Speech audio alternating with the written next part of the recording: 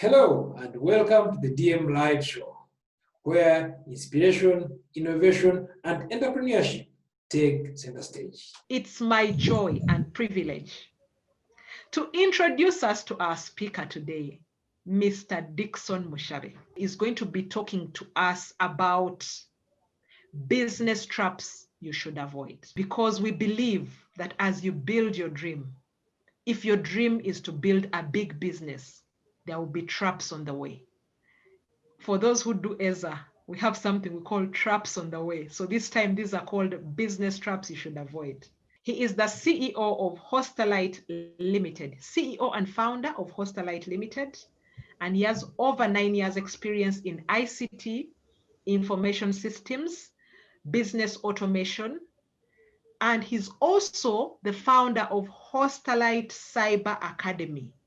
And in this academy, people get hands-on IT skills. So yes, the fact that he's talking about business traps, which is ICT, and he's also started a college to do that.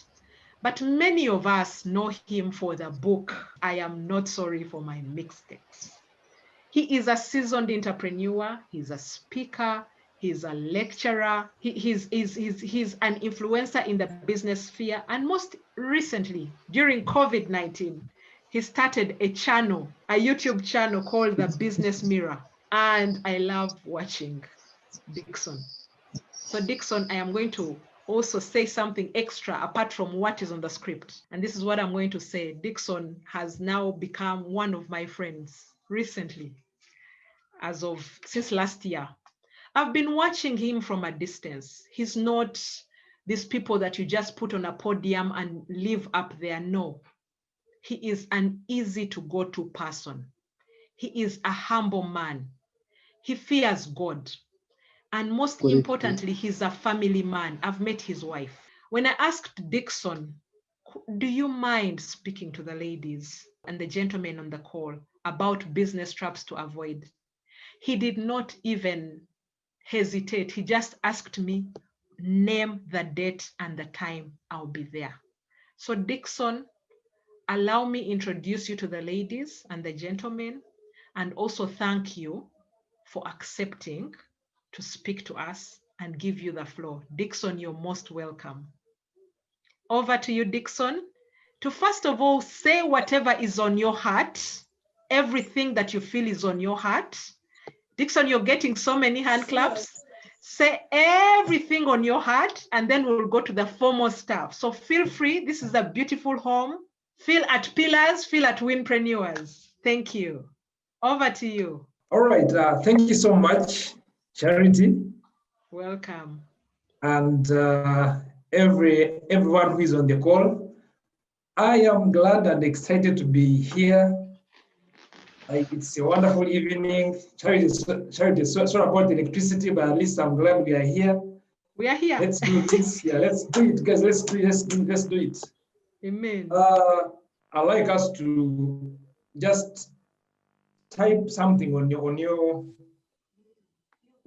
chat. Just say, I will not fail. Please, I want to see those messages. Just say, I will not fail. It's okay to fail. It's okay to fall, but I will get up. Dust myself, move forward. Thank you, Charity, for the introduction. And I'll go straight and talk about myself. Dickson Mushabe, a firstborn of a family of 5, 3 boys and 2 girls, happily married and faithfully married. A happy father, a present father, and a present husband. I'll say this: when my wife calls, everything stops. I attend to her and I continue with my hustle afterwards, because she is my number one confidant. I'm sure by the time she calls, I'm either the first or the last person she has to first call. So that's me.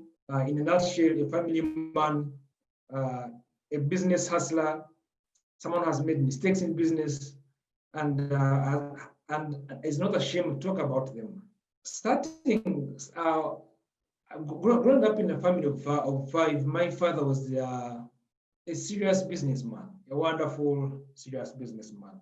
I grew up seeing my father as a businessman. So all my life, I've seen my dad do business. And as a keen young man, there are a few business lessons I learned from him, from my dad. One was education and reading. He was not doing very well at the start, but he made sure he took us and took me to very good schools.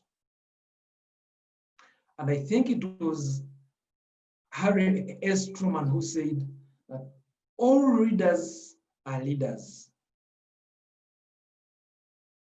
but all leaders are leaders. Maybe I can repeat that. Not all readers are leaders, but all leaders are readers. That's one thing I pick from him, and I read quite enough. I read quite a lot because I know for me to be a leader, I need to read a lot. The second thing I learned from my dad, which helped shape my business journey, is delayed gratification. He took me from a simple school near our home to a somehow expensive school and a boarding school, to a higher standard where I was going to pay like triple the amount of money. And any other person would have kept me at that school because he would have wanted to save that money and maybe buy a car there and then. But my dad never did that. He didn't drive that car immediately. He took me to a good school.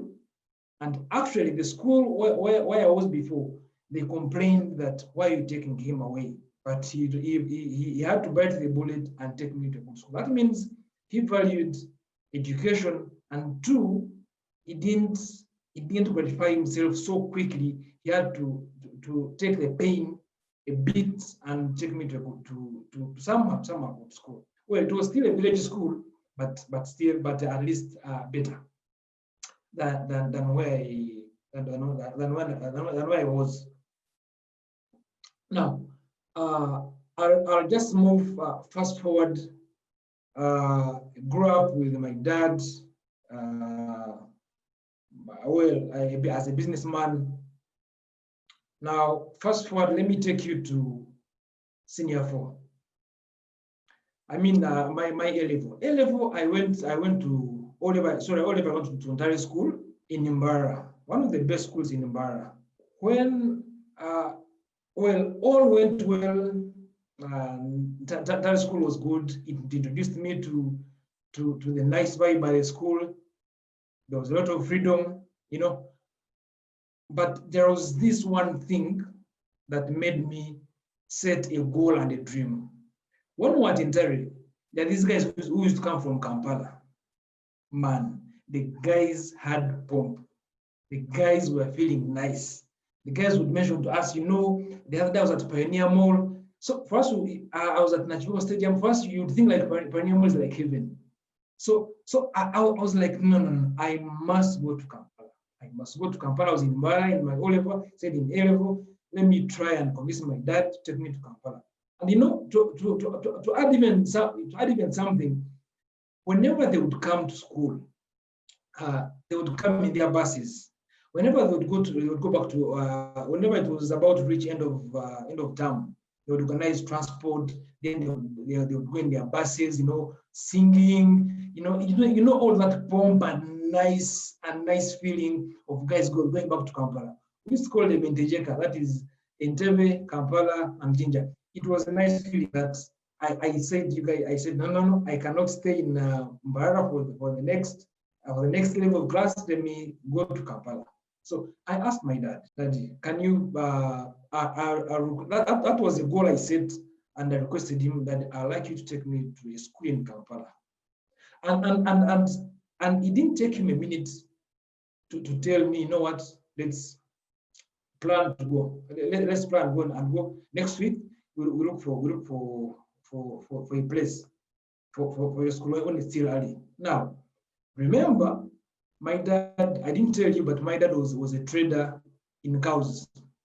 So he would ferry cows from wherever and bring them to the abattoirs, to the roofers of Kampala. So most likely you guys who are in Kampala in the mid 90s, some of you could have maybe contributed somehow to my school fees because maybe you are eating on the meat that my dad was on the cow's meat that my dad was bringing to Kampala. So I want to say thank you for educating me somehow.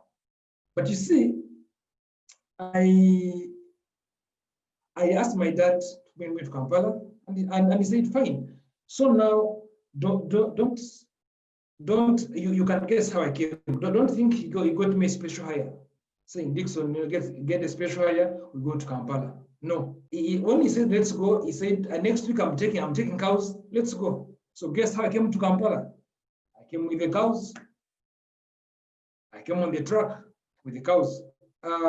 If you know the compartment which is between the full driver and the back seat, there's a compartment at the back. That's why I fixed myself in the night.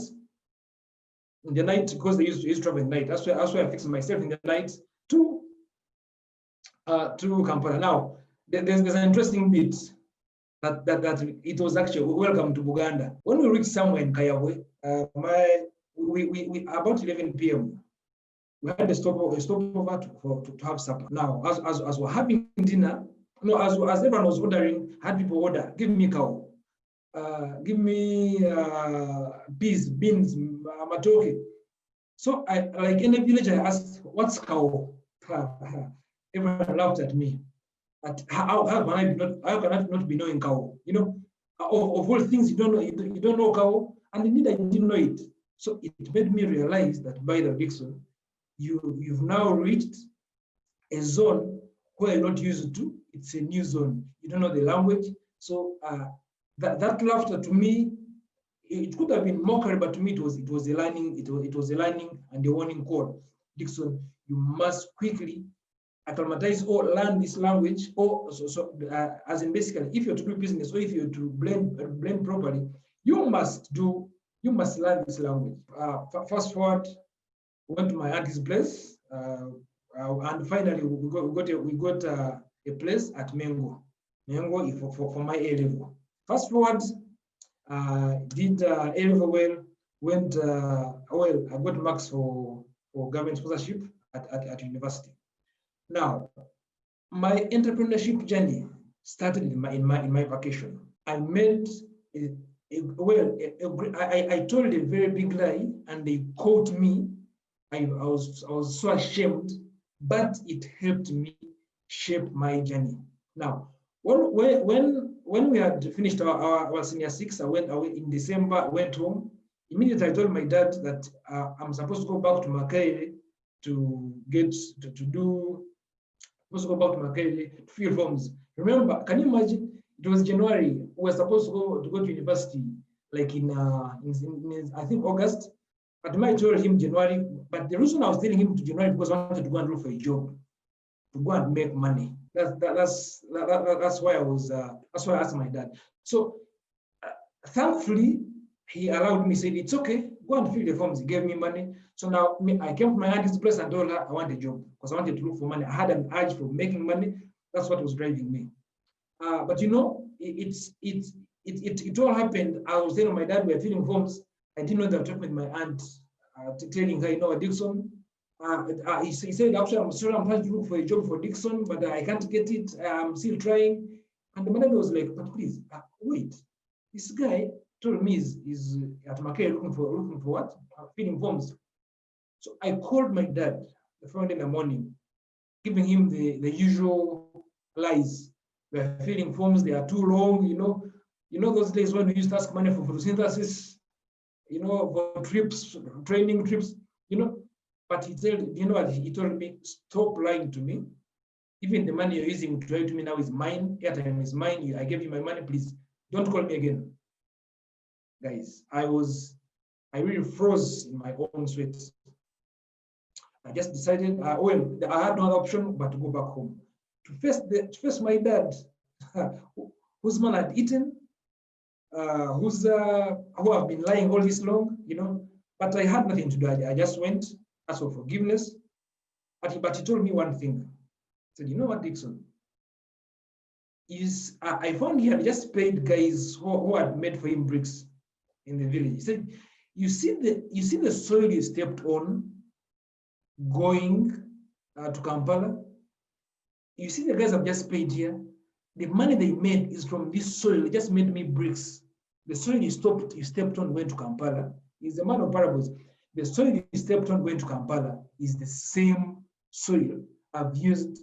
These guys have used what? To earn money. So use your head.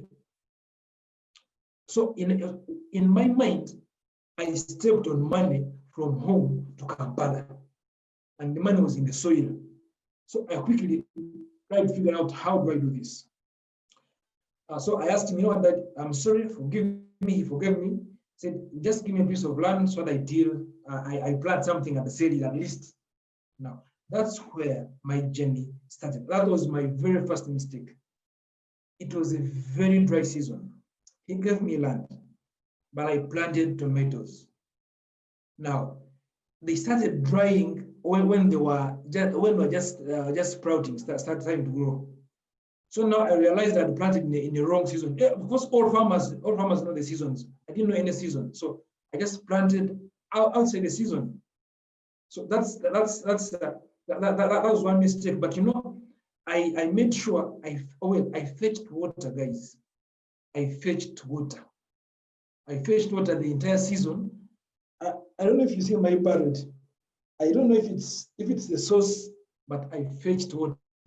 This head, or it almost cracked, but finally, in that, the good news is, in that dry season, I was the only guy on that village with tomatoes. I want to repeat this. In that very dry season, I was the only farmer, the amateur farmer, who had tomatoes on my village and the nearby towns. We sold tomatoes, we sold them, I made loads of money. That, ladies and gentlemen, was the beginning of my entrepreneurship journey, because I made money off season. And by the way, I would have been discouraged like any other person. I say, it's a dry season. And of course, I got people who told me, Dickson, man, you're fake. How can you plant tomatoes? Now, it's a dry season.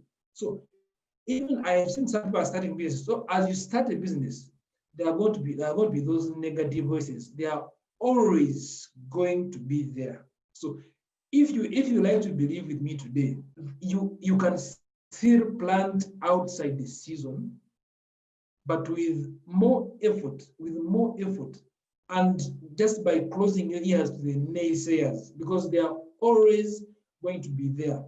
And there are some people who came to even ask for free tomatoes. You cannot imagine. You see, those guys were telling me, Dickson, you can't, you planted in a dry season, what, you're going to suffer. No. They are the same guys. So look around your friends. Whenever you talk of a constructive idea, who are those guys? Who instead of encouraging you,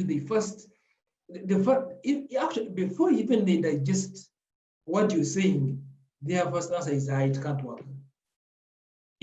Be careful with those friends, because I have them, but I know they're going to say, but me, I know my mission. Like that was the very beginning of my experiences, and it was a bad first, but a very, very, very good one in the end. And I thank God I was able to learn a very big experience as an entrepreneur who planted off season, but made lots of money. Now, that's vacation. I moved to Makerere. Thank God I was on government sponsorship. I got a course I wanted on government sponsorship. So I went to university, a loaded guy. But you see, I went a loaded guy who had experienced entrepreneurship, who had made money out of my sweat, who knew money will not come on a silver platter. In any case, my dad had just abused me, because, well, not abused me, but he had just He had to tell me anything he wanted because he had given me the money to come to Kampala. But now this was my money that I had made myself. So I had the freedom and liberty to do anything that I wanted with it. Of course, you know, freshers, we ate the money in the bazaars of this world. By the time the semester was in the middle, all the money had gone. But at least the lesson was I can make the money. Now, fast forward, I'll take you through how I started my business. My business. Well, the business is in one day. Even if you go to one day now, there are some people who still remember me. I was still short, a stout guy, but I was by the standards of those days, a person who used to work with 1 million shillings on his wallet, a person who used to take 5-10 guys out almost every lunch, that was a loaded guy, and that was me. And I'm going to give you my story of how all of that disappeared and I still went back to zero. So as a government-sponsored student, we used to get faculty allowance. Now, that faculty allowance, of course, it was an exciting moment. Everyone was getting money. When I got my money, because I had encountered in making business at my vacation, and I decided to go and look for a business. When other people were looking for money to do to buy fridges, when they were going to buy, or going out buying jeans and what, some guys finished their faculty allowance in just 2 days. Me, what I did, I went to one gear and looked for a business, searched around, and I found someone who was selling a salon. Why did I choose a salon? Because in my mind, I knew Makerere University has over 40,000 students. If I buy a salon, even if I convinced only maybe a quarter or even an eighth, or even people in my hall alone to shop there for my salon, I'll make the money. I bought a salon called a barber shop from some guy who was going for Cheyo in the UK. That was the first business. It started working well. I moved on, bought another business. That was a video library. Now, that is where all the mistakes were made in the library. That is where I wasted all the money because the library made money. It made money. I'm a guy who used to make profit about 1.2 million. But if you asked me where the money went, I would not tell you. I was so excited. I did not have any mentor. I did not have anyone to look up to. I was my own because I was one of the red guys. So none of my peers even would even come to maybe give me advice. No, because I was the loaded guy. No mentor. So I'm glad that we're having such a call. I just wish that when I was at university those days, at least I had one call like this, just this one like this. I just wish Charity was already there and pillars were already there to just tell me, Dickson, at least save a single coin or at least open a bank account. You cannot imagine someone who used to work with 1 million shillings or in the wallet. I never had a single bank account. And you know, that's why I put these mistakes in my book. I'm sure you'll get a copy of this. You cannot imagine. It sounds very simple. It sounds very, very simple. But ladies and gentlemen, I never had a single account. I never saved a single coin. I would balance over 1 million a month. And actually, recently I was graduating. If I'd saved like 3/4 of that money, and went to zero, which is about 46 kilometers from Kampala, I would have bought about maybe every 2 months I would be buying like an acre. That means it's a bit far. By then it was a bit far, but now it's so near. At least I wish someone told me, Dickson, why don't you save like just 1K? Even if it was 1K, but in a month I would have saved somewhere maybe 30,000. I didn't, and I had millions with me. The mistakes I made were very, very, very, very, very trivial, very simple, but they are still mistakes. The friends I used to go out with to take out for lunch, by the way, before even rich friends. Remember, I was on government sponsorship. Now that means I had food. I had food, free food at university. From the time I started the business, I never, ever again stepped in the university hall mess. If never had saved money for the lunch at university, that would have been like an acre of land, or 2, 3 acres. As in, when I calculate this and I see the youths of these days making, not even these, many people making these very same mistakes. Coming to friends, I had good friends. I used to take them out. They used to come and borrow movies for free. I used to give them out. I used to, and it was like a bonanza. It was like a bonanza, business bonanza. I think the people of my time will live to celebrate me. But you see the challenge. They were not there when no one ever called me when my business collapsed. They are the guys I used to take out. Actually, what really saved me a lot was because I was born again. If I wasn't born again with the man I had, it would have been so bloody. I don't even think I would be here. But again, still, you see, yes, the guys who ate my money were born again. So even not being born again did not even save my friends from eating all my money. But I'm glad God gave me a second chance. So happy I got a second chance. Now, about businesses, of course, I expanded. I opened another salon at the stage of Kamo Chantinda. I opened, now there was in the heat of the money.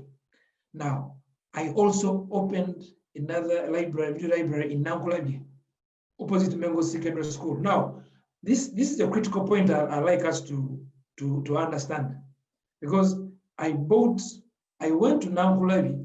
Basically, I had money and I was looking for where to invest. So I walked myself to I think Bakuli, opposite Mengo Secondary School main gate, and I found an empty container.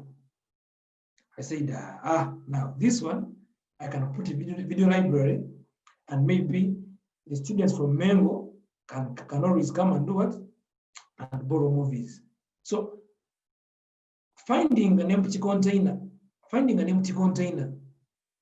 does not necessarily mean that you should put a business there. Finding a new building which is being built in Kampala does not mean that you should open a business there. Just because there is free space does not mean that you should open a business in that free space. Why? Because you need to find out you need to first survey the surroundings. You need to first say, are my customers around here? Will I get walk-in customers? What kind of business am I going to put here? I've heard people say, there's a new building in area. Let me go and book space, and I'll eventually get what to do from there. It's not the space, it's what you're going to do from somewhere, what you're going to do that determines the location of where you're going to be. Fast forward, I opened a video library in Nankulabi. Excuse me. I opened a video library in Nankulabi. Now, you cannot imagine that the students, I overassumed that students of a secondary school will borrow movies. They don't. First of all, they are under curfew at home. They're supposed to be home by whatever time. When they reach home, they have homework. So it was a very bad sample space for my business. How I wish I had gone to Mengo and asked 1, 2, 3 students, what happens? When you go home, what do you do? Do your parents give you the time to watch movies? And that comes in customer discovery. I think someone in the chat mentioned that they've been starting, and they're at a point where they feel they've started too many businesses. and they don't know how to cope. You see, there's what we call customer discovery calls before you start in a business. Okay, of course, we can talk about solving a problem. What problem are you solving? Yes, but have you called about 10 or 15 of those of your clients, of your prospective clients, to tell you what their real problem is? And I still face this later. I can share it. But by me not asking the people at Mengo what happens when they go home, it means my clientele was flawed completely. So that very business, in one day, started eating money from the one. I mean, in Nankwabi, started eating money from the one in one day. I think that was even another thing which led to the downfall of my businesses. I expanded in excitement. So you cannot afford to expand your business in excitement. Take a deep breath, first keep your money, make calculations. I would rather improve on this business as opposed to opening another five stores or 5 stores. Now, look, I was in one degree, I had a video library. I would have put CD writing in that video library. Maybe put another thing that is complementary to what is in the library, so that when a client comes, I earn from video hire, I earn from CD writing, I earn from as long as it's complementary. I should have put everything in that video library that I wanted, as opposed to take me to Nankolabi in excitement without making my research. And there I was. I lost the money. I left the container. I think I was remaining with about 4 months. I left the container there. I came back to Wandigia, grassing and with of course a bitter businessman. But of course that was the last lesson I learned. So I don't just expand. No, I calculate. I first look before I expand. Have I finished internalizing? Have I finished? Have I exhausted all the other avenues I would earn from this very business? Can I put, if I'm having a restaurant, for example, a restaurant that I sell local food, before I open another branch, can I add molokoni in the evening? Can I add soup in the evening so that guys guys who are passing by in the evening can do what? Guys who are passing by in the evening can earn and can eat, can take that soup. Can I complement? Can I earn more from my client who has already come here, as opposed to going to look for a very new client, very new market, very new audience, because I already have this one who has come from my library. So that's one lesson I really learned. In expansion, I'm no longer too excited to expand. I first look at my current business. How can I modify it? How can I innovate to get more money from the existing clientele? Now, now as you see, I have a video library. I have 2 salons. At one point, I even sold clothes. I even sold clothes at some point. Second-hand shoes. So as you can see, I was so spread. Now, back to where my friends killed my businesses. I used to give my friends free movies. I used to take them out for lunch. I never invested back in my business, and maybe in the lessons learned, I never invested back in my businesses, and that's one of the reasons why my business failed. I never invested back in my businesses. Remember, a video library, it's for new movies, the trending movies. So guys would still come and find old movies. So are you investing back in your business? I want to give you reasons why my business is collapsed. One, I never had, in a savings account. I used to move with millions in my pocket. And even if I had saved just 1,000, I wish. I never invested back in my businesses. I was so excited to expand as opposed to investing back in my businesses. I never separated my money from the business money. All the money, all the sales, all the profit was in my wallet. Sometimes I look back and laugh. Sometimes I look back and laugh, but I thank God I was given a second chance. So when university closed, even the few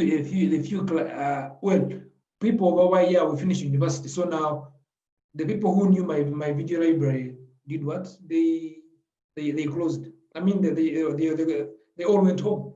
Now there's a point I feel I should make on the day my video library was closed. So I even did not pay rent. I would be taking people out, but forgetting the real reason for existence. I never paid rent at one point. So my landlord came and locked my business, my library. It was such a shame. It's amazing that none of the friends came to bail me out. So I had to borrow money. But when I borrowed money like this, I made my calculations exactly. I borrowed money of exactly what I wanted. When you are borrowing business money, it's very, very important that we borrow the exact amount that we are going to use for a specific cause. Because it's very common for businessmen to say, I want to do business of I want to expand my business, so I want to do something of 15 million. Then he goes to the bank, because he has collateral, he borrows 20. That it's very, very hard to account for that 5. So I didn't borrow money to eat. I just borrowed money to pay the landlord, one, and the next was to renovate the place, paint it a bit, and market. And that was a mess. And in my book, I talk about turning your mess into a message. The message there was, it was an embarrassment, but I didn't allow it to take me down completely. Not at all. No way. As we're opening like this, we opened, we started the painting and said we are going to be closed for 2 more days. So and we started the painting. So people thought that even the locking was because we are renovating. So do not allow that one setback to take you those benefits down. And so when you opened fully, I got 2 new movies. And that was the comeback of the video library. The comeback. We are back, we are better, we have new movies. So what was meant to be a bad message, a bad image to our clientele, finally became a good one, because we had new movies and we had renovated a bit, we had painted a bit. That was good. Mess, but a message. Now, how we came back, I had a contact list of my clients.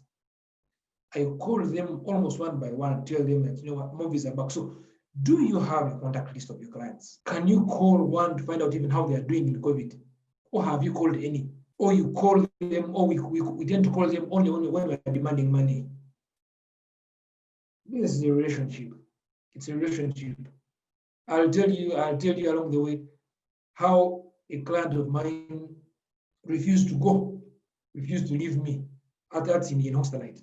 Fast forward, when the business started collapsing now, I'd remained with only 1 video library. I decided to sell it.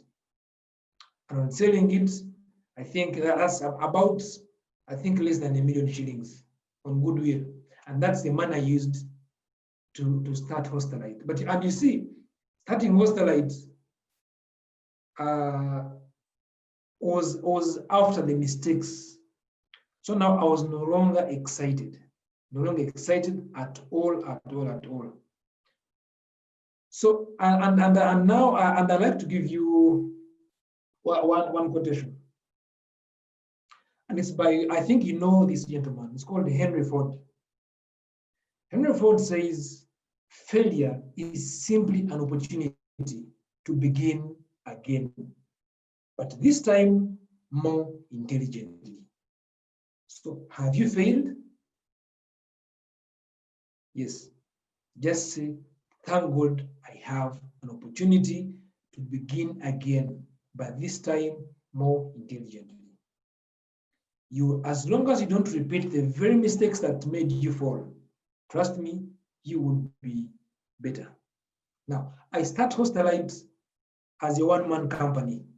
We're sharing a room in Kamucha, Tafne Drive. About 5 companies there. I had my desk, my office, well, and my laptop. That's all I had. That was me. If you found me on Kampala Road, you'd find the entire company moving with a stamp, with everything. That was me. But by God's grace, because I had made mistakes and learned all of them, this time I was not excited with money, not at all. I was fearing money so much that every money would go to the account. It's not my money, it's not my money. And it helped us grow as a company. It helped us grow. I've grown Hostelite now from one-man company to a 14-member company.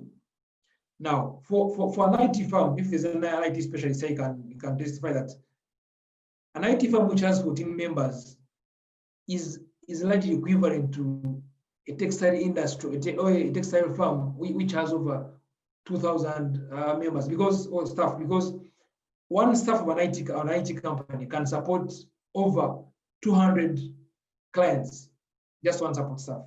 So that's how big the company has grown. In Uganda, Kenya, Zambia, last year we opened in Cape Town.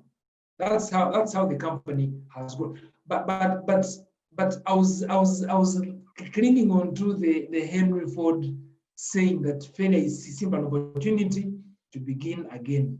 But this time I did it more and more and more intelligently. More intelligent. And I want to thank God that my mistakes were building blocks for me. And I'm really not sorry for those mistakes.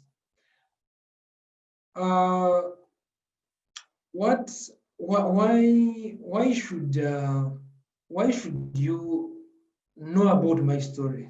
I'm happy to give you my 10 years or 10 years plus mistakes in just 1 hour.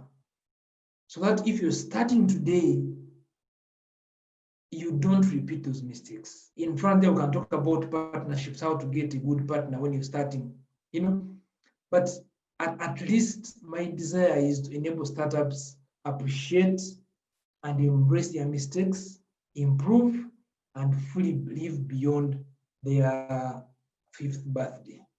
And you'll see that on my YouTube channel, Dickson Mushabe Live, because I interview and showcase businesses of startups and people who are the unsung heroes. And of course, you'll find those in my book. I want to thank you for your time. Charity, you asked me to speak. Thank you. And now over to you. Dickson, you're a full package. A full package. I have never known you came on a lorry. I'm going to tease you now, but like seriously. Yes, I came with the cows. You came with cows. Can you imagine? I paid your school fees, just so you know. Yes, you did. So every time you meet me, you should clap for me. I paid your school fees. No, but seriously, the ladies are clapping for you, and I am clapping for listening to your father. The first lesson for me was listening to your father when he told you that there was money. I mean, there are claps all over the place, and I was a bit distracted. Some people were failing to get onto the call, but I'll tell you that listening to your father was a good thing. Planting those tomatoes was a good thing. Mm. Watering those tomatoes was a good thing. You know, we are in the COVID season, and people don't know even how to turn this into an opportunity. You've answered many of the questions which I think people would have. And the question would be, what is a dream? For example, what is a dream? For you, Pioneer Mall maybe was the dream, but what is a dream? Dickson, what is a dream? Thank you. You know, I'm sure people in the audience, on the call, some had dreams last night. Maybe you've had the scariest of dreams, or you've had those sweet dreams that you don't even want to wake up. And when you wake up, you wonder, oh God, why did I even wake up? They're about to pay me $1 million. Why did I even wake up? So, according to me and how I moved, a dream is that feeling. A dream is that mindset feeling. A dream is that intangible feeling of success. You know, that intangible feeling of, you know, I think now I've got the idea. Let me settle and now go for it. You know, yeah, you see it, you envision it, and you look at it 5 years from now, and you're like, wow, this is my to-go area. This is my dream. Let me hold it and pursue it. I like the fact that you say that you need to stop, think, pursue, and not give up. When you talked about Pioneer Mall, many of us take Pioneer Mall for granted because we are born in the city. And so Pioneer Mall was one of those things. But we also have our Pioneer Malls of sorts. There are countries we've never been to, there are places we've never been to. So we could understand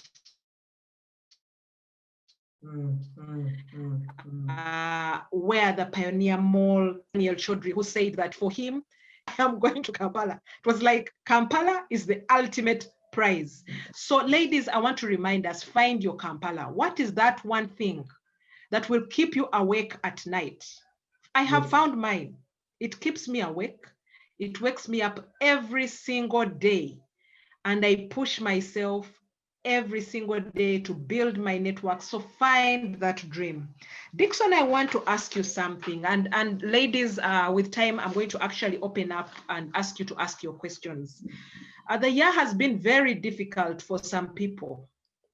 And I wanted to know if there are people on this call who have closed some of their businesses, who are in their homes, and they don't even know how to start again, where to start from. I know you said at some point when you started Hostelite, you were like, you were no longer excited about the money because you had lost a lot of it. Where does someone pick themselves up again and dream again and believe again that it's possible? Thank you so much. And I really agree with you that it's been a tough year for businesses. It's been a tough year for businesses. This morning, I received a call. Because you know, Hostelite does web hosting. So we have an automated system which sends reminders, your website is expiring, 60 days, 30 days, 5 days, 1 day. So it's now 3 days the expiry. It's a tour and travel company. So I received a call from this lady. They had gotten a message in the morning. So Dickson, I'm sorry, I haven't replied the messages, but I'm closing the company. I told her, I'm really, she said, okay, my boys are telling me to hold on to close it, but I don't think the tourism industry is going to be the same again. I don't see myself giving out tickets again. I don't see, it was a call this morning. But you know, I told her, you know what, she's, I thought, you know what, Nyawa, don't close that company. I told her, do not close it. Don't pay me now. Don't pay us now. I'm going to renew your services for now.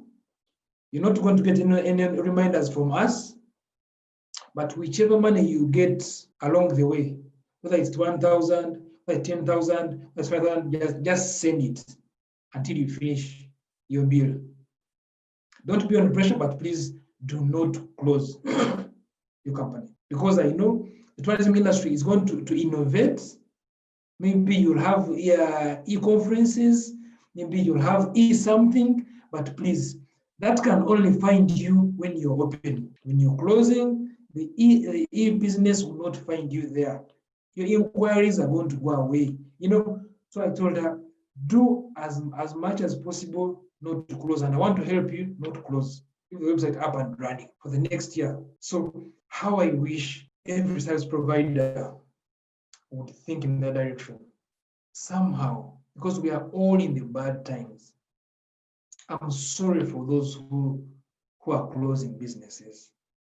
But please, one thing I request you to do not lose touch with your clients. Your clients have other needs. You already have contacts. Do not lose those contacts. If it's a tour and travel company that was doing ticketing and it has closed, those people, as in your clients, would want maybe you to take them grocery at home using your van, which you used to take tourists to the airport. So hold on to your clients because they really trust you. Give them other services. Use your van, which you used to take tourists to the airport, or use it to ferry some other thing of theirs if they're constructing. Just don't lose those clients. Give them other business, other things. Do for them other things. Because it's very hard to look for a new client. You'd rather retain your old client and innovate around them. So make a list tonight of those clients. Learn more about their problems. Learn more about what you'd solve for them. Because they're on your speed dial. You can call them and say, by the way, Dickson, okay, I know you're not traveling this year, but your son is in the candidate class. Can I take them to school using my van in the morning? You have my speed dial, as opposed to calling a fresh person, telling him, I'm starting ferrying children's school. No. Do not. You can close a business, but innovate around your clientele and solve. They have very many other needs, and you'll be amazed at how the brain can innovate and think with those clients. Or you could even call 5 of your clients, ask them, what? I don't want to close. What can I do for you? What other challenges do you have? Just call them for a brainstorming session. I was attending one talk show some time back, and one of the panelists said he's a well-to-do gentleman. His company was collapsing. He called his big shots, his friends. He took them to Munyonyo for an entire week. He said, guys, I'm going to pay for your time. Just come and save my business. It is dying. I've done everything. I don't know what I'm doing wrong. But that takes humility to know that you're doing badly and you need people to help you. And I pray that may God give you that humility to be able to learn from even a person who is younger than you. It's very possible you can learn from someone who is younger than you, because you don't know everything. I know, as in, I might sound nice and but when I meet someone, even the employees of Hostelite, I learn everything. I learn things from them every day. People you meet on the road, there is something they know you don't know. So advice, humility will enable you. Tell your client, by the way, I am closing, as opposed to them hearing after 2 months that you closed. Still, it won't help anyone. I'd rather tell you, by the way, things are bad, I'm closing. Or even call your service provider, like the lady called me in the morning, tell them, by the way, what can I do? I'm closing. He'll tell you, don't worry, let's wait a bit. I'm not going to suspend you today. Let's wait a bit. You can run for some time. So call your service provider, call your clients, innovate around them, and you'll be amazed at what much you can do for your client here. So according to me, you've not closed this year, you're innovating to give your clients better services. Thank you. So in summary, we are innovating for growth. Yes. And innovating for service. We're not closing. We're not closing. We're innovating for growth. Someone type in the chat, we are not closing. We are innovating for growth. I'm not closing. I'm innovating for better. Wow. I am not closing. I'm innovating for better. When we were starting the call, you asked us to say, I will not fail. Yes. And we wrote it in the chat. Yes. I'll tell you at a personal level, when I wrote that, I felt energized. Where does that come from? Sometimes in life, we need someone to believe in us.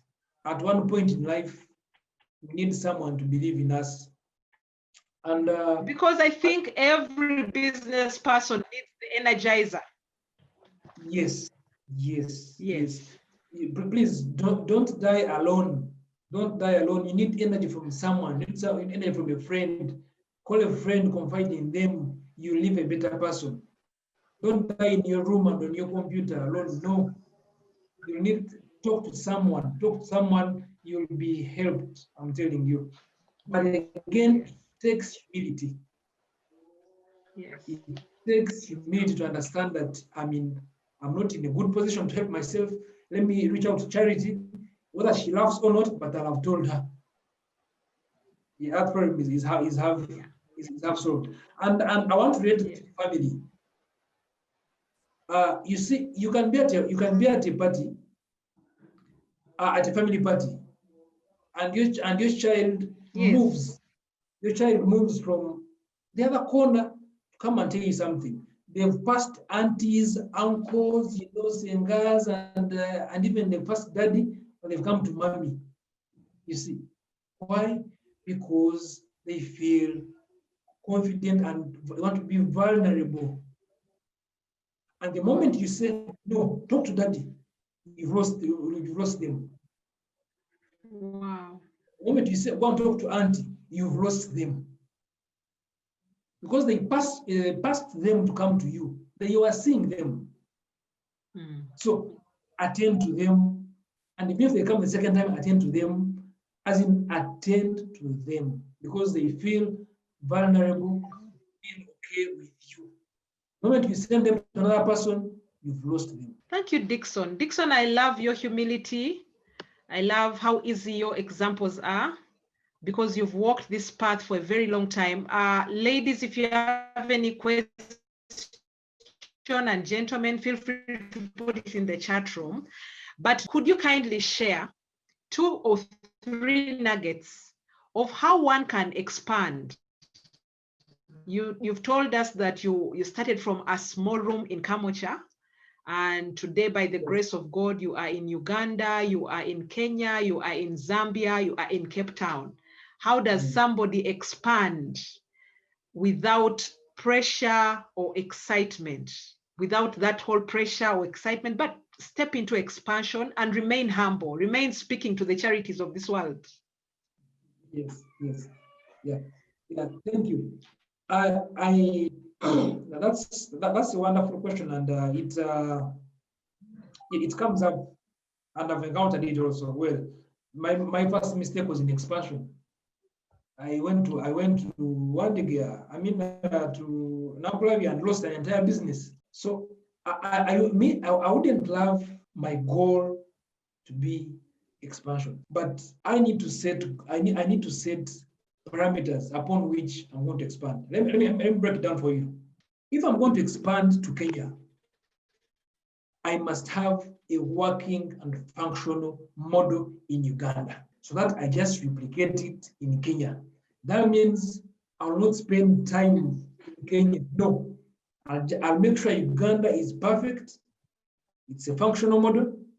Once I concretize it, I will take it to Kenya with ease, without.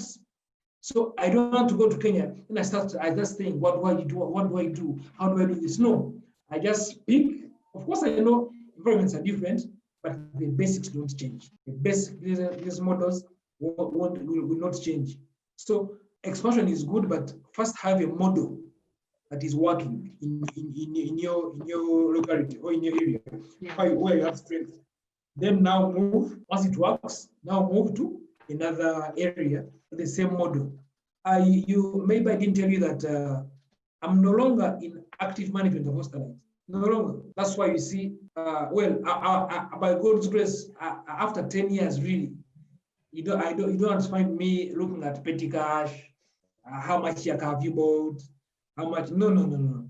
I set systems up. There are people running hostelites. Mine is, you could say I'm at board level. That was my biggest achievement of last year. So that's why you see I can spend an entire day talking, an entire day recording videos for my YouTube channel. And the company is running. I just guide here and there strategically.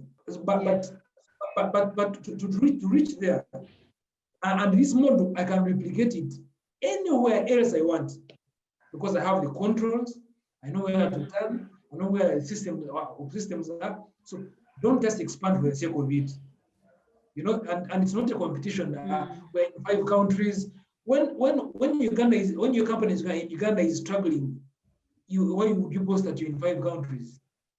You see, when you're not paying in rent in Uganda, why would you say, we now opened in Mbara, but you're not paid rent in Kampala? It doesn't make sense. Not paid salaries in Kampala, then you're expanding in Mbara. It doesn't make sense. I would rather concretize my Kampala, make sure it is proper.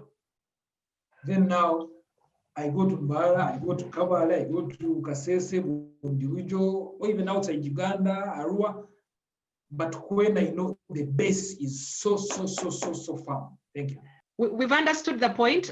You said that it's not a competition to expand. If you're interested in expanding, first concretize the model in one place, make sure it's functional, and then feel free to then replicate it across. It doesn't make sense to start a business across the country, yet you're not paying salaries here, you're not functioning well in just the city. Ladies have had that. Thank you very much. Do we have any questions, ladies and gentlemen? Dickson, what do you think about multiple businesses? Brenda is asking, multiple businesses. What do you think about that? Yeah, thank you, Brenda. Multiple businesses and multiple income streams are okay, but as long as they're not going to kill the base of the company, because you see, once you start multiple businesses, the mother company, they're going to take a bit of you, a bit of the resources, a bit of everything, a bit. So be very careful not to suck the mother company as you try to do what? As you try to feed other multiple businesses. So as long as the mother company or the base company is working well, it's okay. You can now delegate, put systems so that you don't have to run this company. Then try other things, because it's trial and error. Or you do a business where you don't have to be physically present. You can monitor it online. Simple. I usually give an example. You cannot say, you see these guys who have sand, supermarkets of sand on the road. You want sand? Guys are sending sand. You've seen those charities? Yes. No. Yes, I have. You can't compare that, because when it rains, you do not know how many basins or how many sacks of lake sand have gone what. So if that's your side business, you need to be extra careful. They're going to tell you, it rained yesterday and we lost an air of sand, as opposed to having a depot of soft drinks. You know, a truck brings 30 crates, 30 crates, you refill tomorrow. I'm not saying bottles, saying crates. So think of a business, if you're a side business, it's okay, but think of a business which you can monitor while you're away. It doesn't have to be you present to count basically for the sun, not to be taken by what? Washed away by the rain. So it is okay, but make sure it doesn't suck the mother company, because they will all eventually fall. All of them. Yes. They'll eventually, like mine crumbled. All of them. It's okay to be excited and start, but the danger is if you overdo multiple, it will be you in very many places. By the way, I have another example. I started along the way before Hostel stabilized. I started another web hosting company, small company for web hosting clients who pay little money, 100,000, 50,000, 5,000. I put in Nakawa. I never stepped there until it also collapsed. Why? Because I was busy at Hostel. I paid rent for 6 months. I put there someone. I was paying them salaries because I was paying for Hostel. So, and I up to the point when after even the tables and chairs, I don't even know who took them. I just say, you know what, just close. Oh, because it was stressing me for nothing, killing my time. So be very careful. Yeah. And that's in the line of my business because I understand it, but it again failed. Yes. Wow. Thank you, Dickson. I've also had a number of little things that I've started, and it's never easy. And time tells you sometimes to close a few things and to be patient with the one thing that you know. For example, I'll tell you most of the money that I make comes from marketing, my skills as a marketer, my skills as a coach. That is something I do you just wake me up and I earn that money. Whereas the businesses that I do where I need to go and monitor, I tried them. I can tell you, I would get to that business and eat the money. Like we've made 10,000 and I tell them, give me that money, it's my transport. So I think with time you get to learn that a few things you just have to let them go. And we have to really mature and do what you did. If we need to close, we close. We have a few minutes to go. Someone is asking, would you advise on passive? Did you hear me? What sources of passive income would you advise on? Sorry? Passive income. What sources of passive income would you advise on? Okay. Okay, that's an interesting question. You see, when you start with income, as in you started from the top, you say, how much do I have to earn? No, it shouldn't be. The question should have been, what problem should I solve that should bring me what? Passive income. The passive income. Yes. I would rather say, what sources of what problem should I solve so that I can get passive income? But when you say how much should I earn on what is solving? So let's solve. And by the way, looking for what to solve is very, very easy. Don't go to heaven. No. I'll give you an example. When you go to a hair salon, the way you're treated will determine whether you want to create a better salon with a better service. When you go to a restaurant, the way you're treated will determine whether you should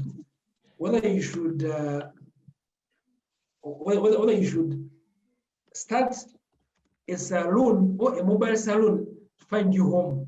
So as in as in the challenge, the challenge is to solve how we are around us.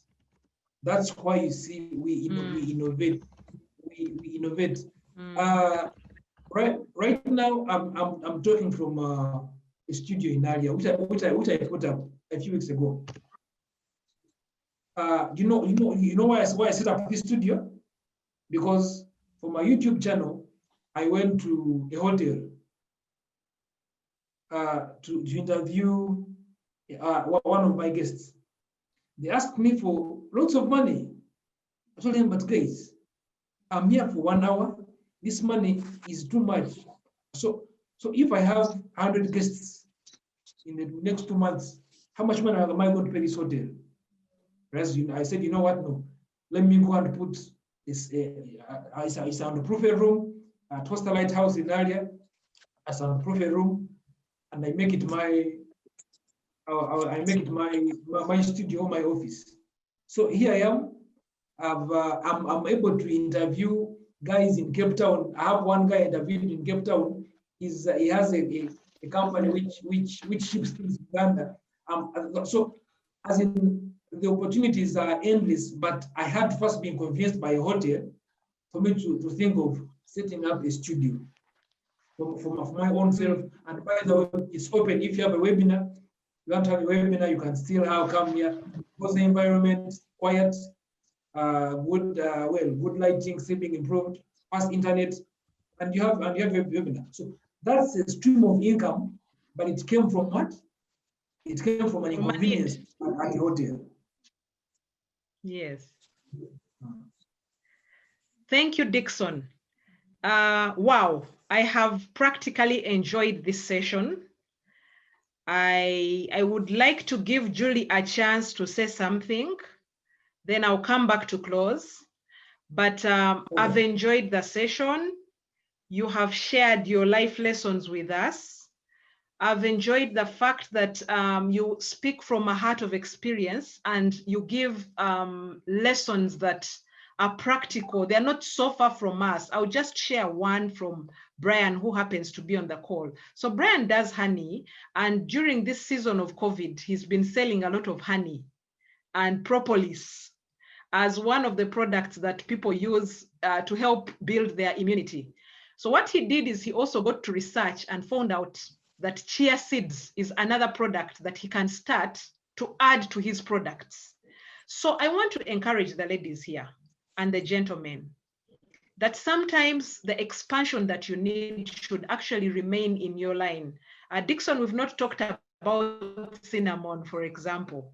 Cinnamon is another of your products. It's a software product that people use for managing their finances. But I don't think it was such a struggle for you because you are already in the ICT space. So as we expand, as we grow, as we build our dreams, I want to encourage us that let's try and work with what we know and move from the known and then go out and most importantly, solve a problem. I think that's the most that's the biggest lesson I pick from here. So Julie Casita is on the call, the founder of Winpreneurs. I would like her to say something and then we get ready to kind of wrap it up. Hello, someone has a question or you want to say something? Okay, yes, your volume is low. Is that Catherine? Helen. It's Helen. Oh yes, Helen, why not? Yes, please, go ahead. Okay. Thank you so much, Dickson. I think I met Dickson probably 6 years ago at Makerere University, and I bought his book. It was a very interesting book. I'm at home, but I'm not at home right now. And yeah, I learned a few lessons from his book. So thank you, Dickson, for sharing again. Maybe the other thing I wanted to notify you of is I dropped off the call for a bit, and the host rights came to you. I don't know if it is still recording, but if possible, you can return them back to me. But then my question to you is, when it comes to business and seeking help, how do you then select people to partner with you? What criteria do you go through? Because sometimes you can select some people who then try to run you out of the business. So How would you advise on that one? Okay, thank you. Is that Coach Helen? Yes, Coach Helen. Okay, let me first make you host. Yes, Coach. Okay, I think I've made you host now. Okay, thank you. You're welcome. Please, your question again. I was trying to work on making you host. Your question again, please, Helen. Asking when it comes to seeking help and then you get people to get into your business, like business partners, and they're bringing in maybe money to support your business because you're collapsing. How do you select such people, and how do you protect yourself to see that they don't run you out of your company? Because some people can come with the intention of taking over the business, and you find yourself when you're out of the business and they're in charge now, so you don't even have any say. So how would you advise us on that way?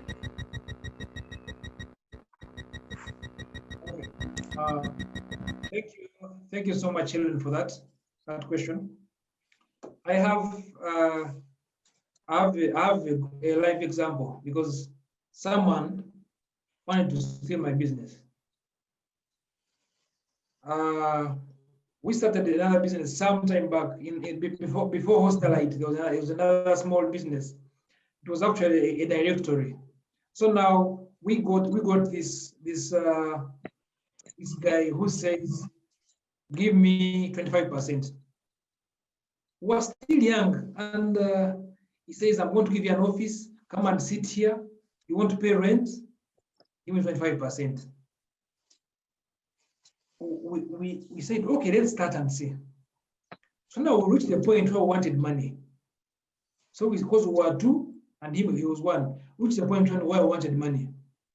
Then he said, give me, I'm going to give you money, but now the insurance or the insurance for that money is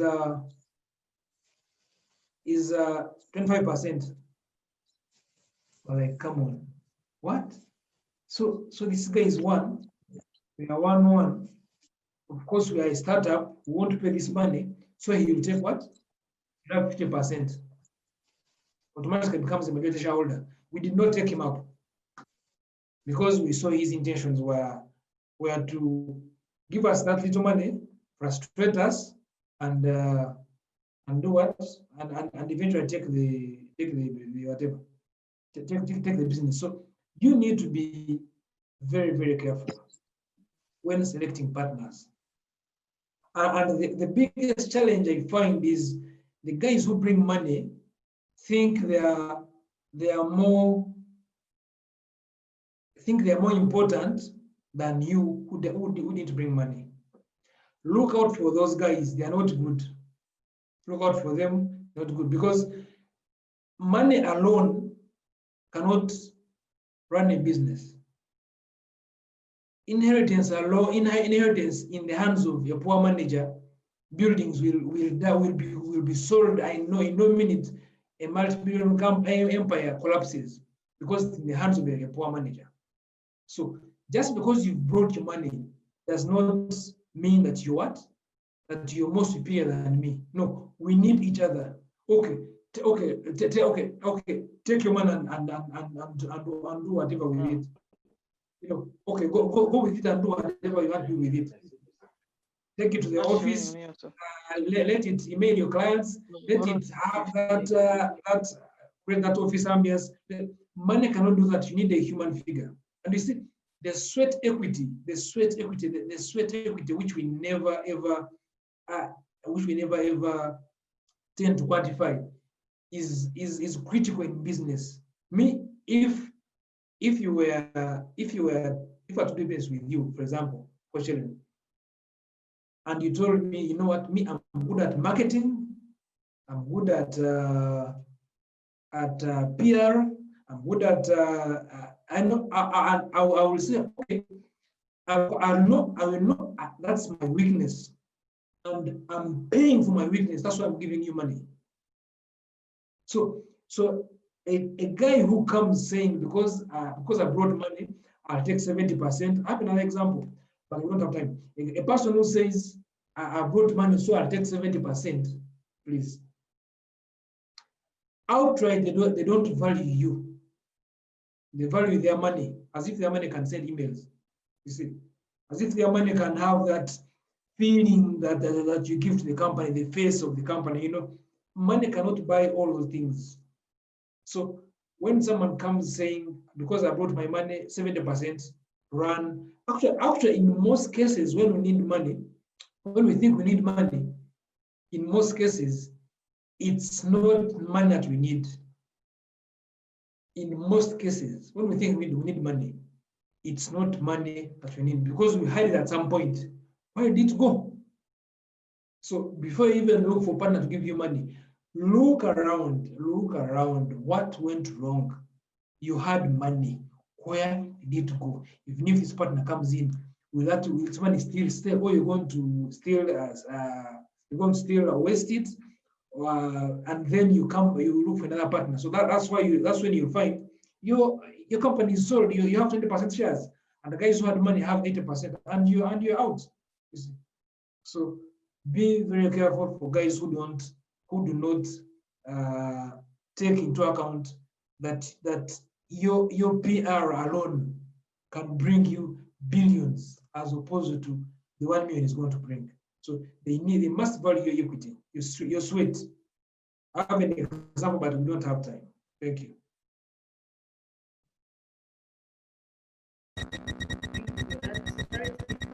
Julie, Julie, please go ahead.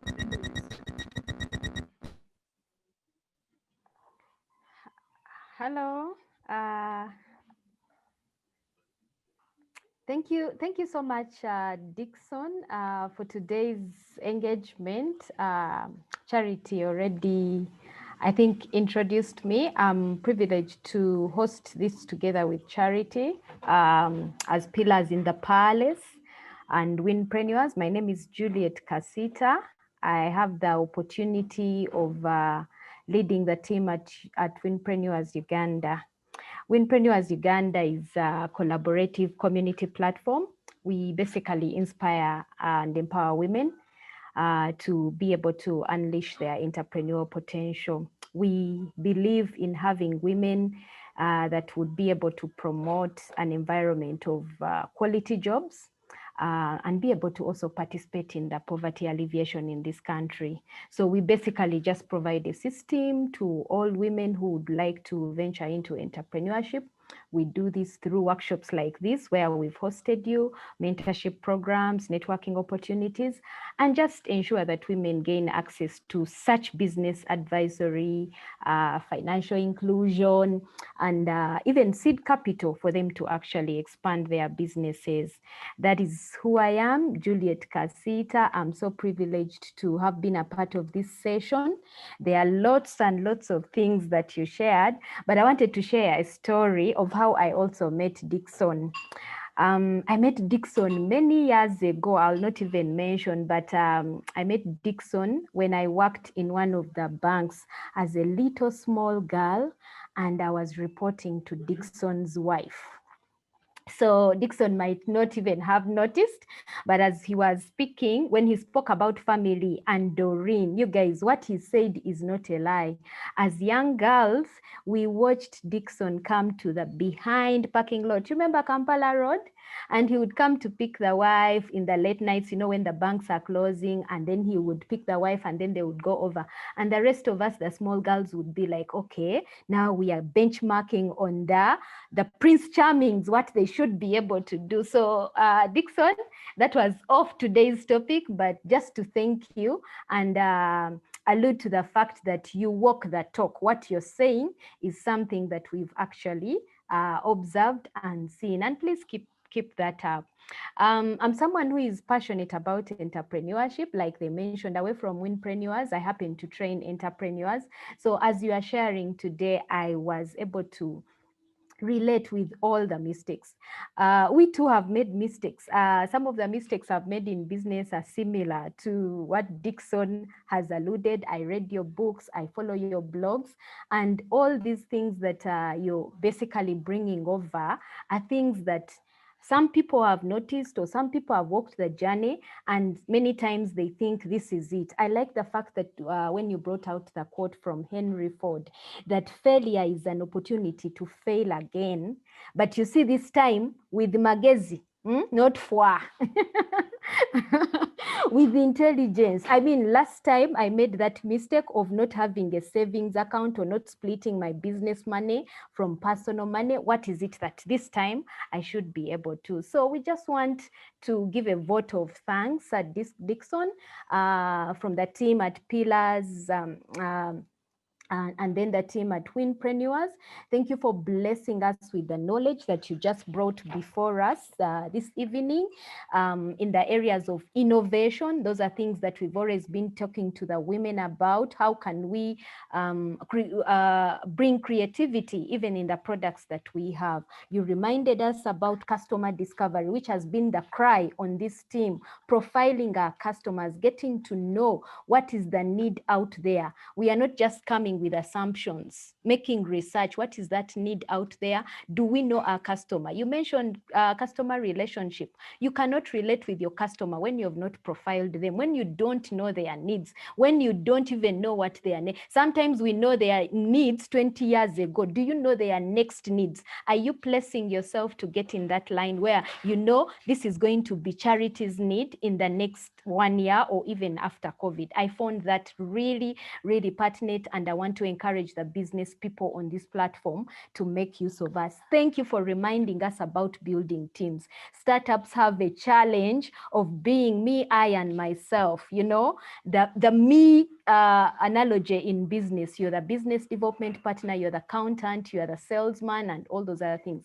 At a start, yes, it is right. But if we are looking for growth, then it limits us. Thank you for sharing those nuggets of even the businesses that closed as you were being the me CEO at the same time. And finally, I think the humility, the way you shared this message came close to the women. I can attest from the questions and the comments that are coming through from our different WhatsApp groups. It was good that we could relate at that level. And coming back to what you told us, what is our why? What is the need? What are we solving? Not just looking at income and getting money, but what are we solving? And last but not least, I want to congratulate you, Dickson. I know the ladies here might not have talked about it, but a few days ago, I saw good news in terms of an achievement that came through. You were appointed as an international partner for Uganda for the World Business Angels Investment Forum. As someone who is passionate about empowering SMEs, startups, and financial inclusion, I want to give a hands up. Well done. That was a great achievement, and we are looking forward to being a part of all that work that you're doing, because we know it's going to come in handy for the SMEs, but also the women who are looking to grow in business. Thank you so much, and God bless you together with your family. Amen. Amen. Dickson, you can see I have educated women here. So ladies, thank you. Thank you so much. Dickson, congratulations. Would like to close. We normally close at 9, and we want to respect your time because you're a married man. We want to respect your time to your wife. If it was the typical a plaque right now, a big God bless you and thank you. So what I will do, I will look for you and hand over our thank you certificate to hang in your office. We want to appreciate you so much for the wisdom. Julie, I thought you would give the announcement before we pray. Okay. We are going to just give one announcement before we pray. Julie, the announcement. Okay. Announcement. Sorry about that, Charity. Ladies and gentlemen, We have had 5 Build Your Dreams sessions, I think, this year. Our last Build Your Dream session is going to be on the 17th of December. It will be the last one in 2020. 17th of December, please mark your calendar. We are going to have another speaker who is going to be talking to us about a great topic, and the topic we feel Dickson has ushered us into, and this will be called Networking for Growth. So please make sure that you're part of that Build Your Dream session. We want to close the year strong, and we need to make sure that we are making the right networks and expanding in the right direction, not as excitedly as Dickson shared. So please be here. It will be the second Thursday. We usually do the last Thursday of the month, but this time we are doing it on 17th, just before we go for Christmas. So please join in. The announcements and the flyers will also follow on the groups, but we are looking forward to hosting you. Thank you so much. Thank you, Julie. A big God bless you, ladies and gentlemen. Thank you once again for honoring us with your presence. Dickson, now look for you to hand over our certificate to remind you that we appreciate, and I can assure you, you will hear the stories of each and every lady that has made it today, because I will tell you that our WhatsApp groups are on fire. Those who have not come are asking for recordings and all, but well, we hope they get to the recording. As we close, I want to ask Annette Katusime Bukenya to pray for us. Annette, would you like, Brian is logging into the next one. Annette, would you like to pray for us as we close? Most definitely. Hi, everyone. Before I pray, it's been really an insightful session. And thank you so much, Dickson, for pouring yourself out and pouring out your knowledge onto us. We are really, really grateful. Thank you so much. It's been insightful. I was actually telling Charity that I've added you on my list of people to meet in 2021 as a must. So Charity, you have to follow me up on that. Yeah, I think it's a meeting that needs to happen. Okay, so let's pray. Father, in the name of Jesus, we thank you so much for this day. We thank you so much for Pillars. We thank you so much for Winpreneurs. We thank you so much for Charity and for Julie for putting this together. We thank you so much for Dickson for pouring out unto us. And Father, Lord, we pray that you'll increase him beyond bounds. King of glory, you'll increase his businesses, you'll increase his wisdom and his knowledge as he maneuvers in this business field, and he continues to empower people. And we pray that those of us that have logged on and those that would have wished that didn't, Father, Lord, that as we venture into businesses and as we venture into growing and expanding, Father, Lord, that you'll grant us wisdom, you'll grant us patience, you'll grant us the courage to get up even when we fail, that we shall not fail and stay down. Father, Lord, that everything that we do henceforth shall be to the glory of your name, and our businesses shall be to the glory of your name. We pray, Lord, that you bless our families, bless Dickson's family, and Father, Lord, may all glory and honor come back to you. In Jesus' name I've prayed, believed, and Amen. God bless you all. Have a wonderful, wonderful, wonderful evening. God bless you, ladies. Bless you. Thank you, Charity. Thank you, Dickson. Thank you, Julie. Please share the recording for the people who came out late. All right, let's see how to do that. Thank you. God bless you all. Bless you too. Julie, greet the Kenyans on our behalf. Dickson, we will share your contacts with the ladies. Thank you, Charity, and thank you, our facilitator for the day. Welcome, Grace. It was an honor to host you. Thank you for the prayers. Thank you, Coach Helen, for hosting us. We appreciate. May God bless you, King Size. May God expand your boundaries and territories for choosing to bless winpreneurs and pillars. We love you. Have a good night, ladies. Good night. Good night. Yeah, but you look nice, man. You girl. I like the hair. Dandy. Oh, Mrs. Dandy. That Mrs. Dandy. You're blessed.